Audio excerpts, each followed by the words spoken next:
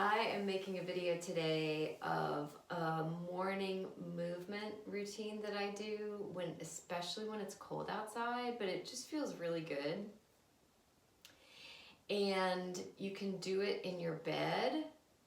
So if you have your phone nearby, if you sleep with your phone nearby, you can just pull it up and put it there, even with the covers still on, or just turn and put your feet on the ground. And you can do it with me here. So it's just a few movements and you can start with less time and build up. So the first thing that I do, and I'm going to come down off of this bolster, the first thing that I do is just warm up the spine, and remember to always coordinate the movement with your breathing. Okay, so first is spinal sort of churning, or, well, it's not just your spine, but the torso, right? So you're breathing out, breathe in.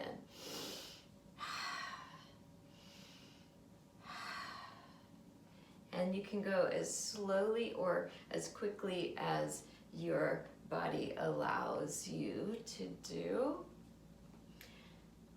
And I do this for about 2 minutes in each direction.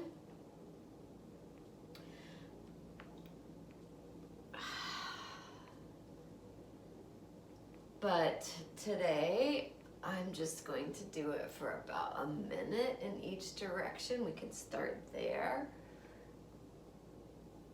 because I want you to do it with me.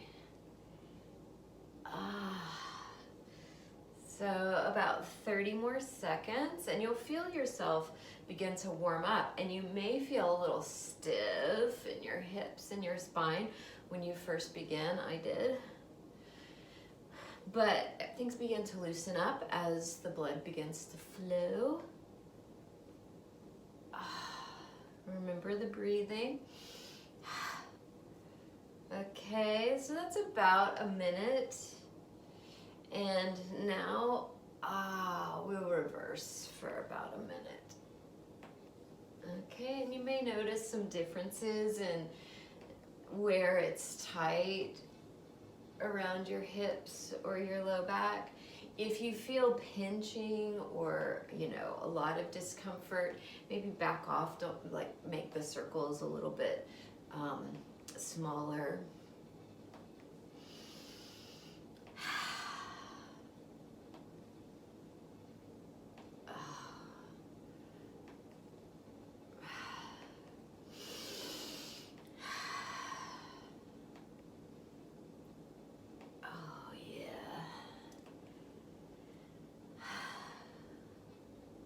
So you have about maybe 10 or 15 more seconds this way.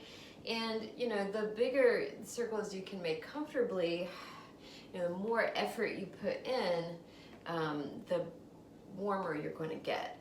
I started doing this when it was so cold last year, and I didn't want to get out of bed. Okay, so now more like a cat-cow. So we have extension and flexion, and extension and flexion.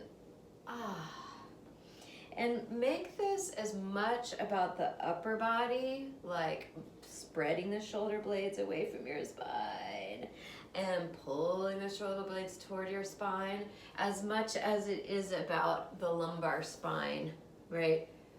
Which is your low back. Right? So make sure you're not just hinging at the low back, but that you're really getting the full spinal movement in there. So getting the upper back too, because that's the part of us that gets the most stuck. And then if that happens, then we have pain where the upper back and the lower back meet. Okay, so that's about maybe that's about a minute of the cat-cow. Okay, and we're almost done. Actually, you can do this in any order, but next is the neck. So just moving the head from side to side, ear to shoulder.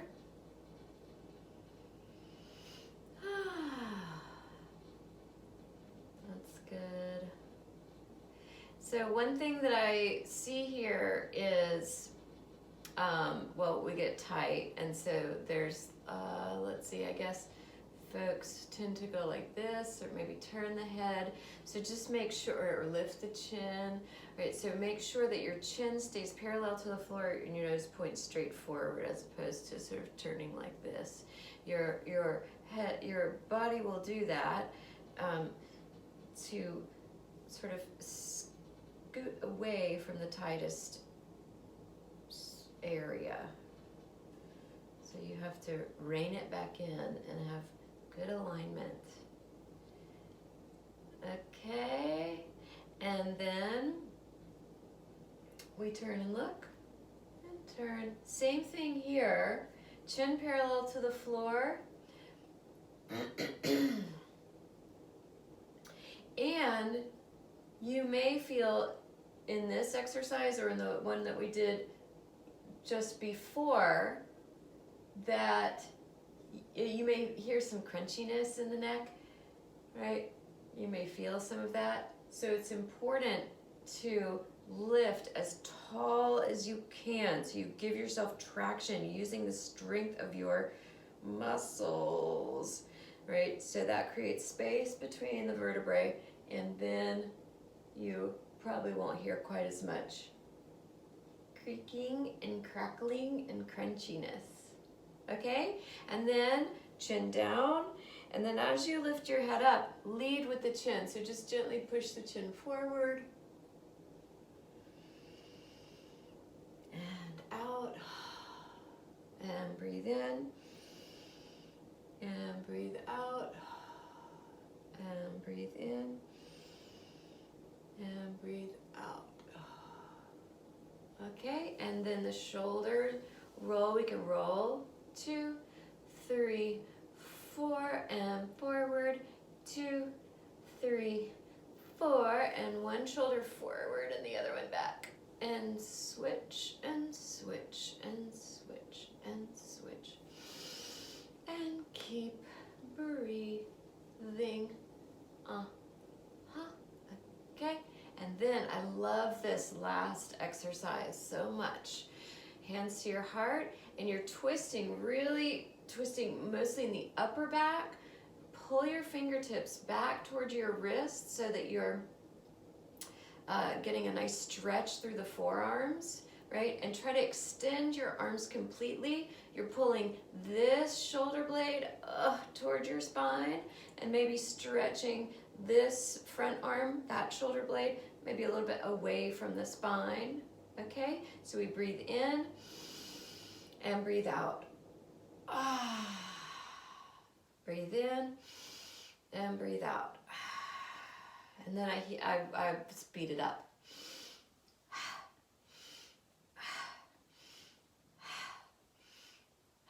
So again,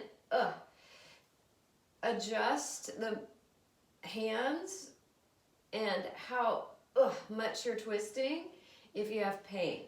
And again, another again is if this bothers you to sit cross-legged in your bed, sit on the edge of your bed, or you can always do this at your office, at work, or in the kitchen, or just sitting, right? You can do this sitting anywhere as a, kind of an energetic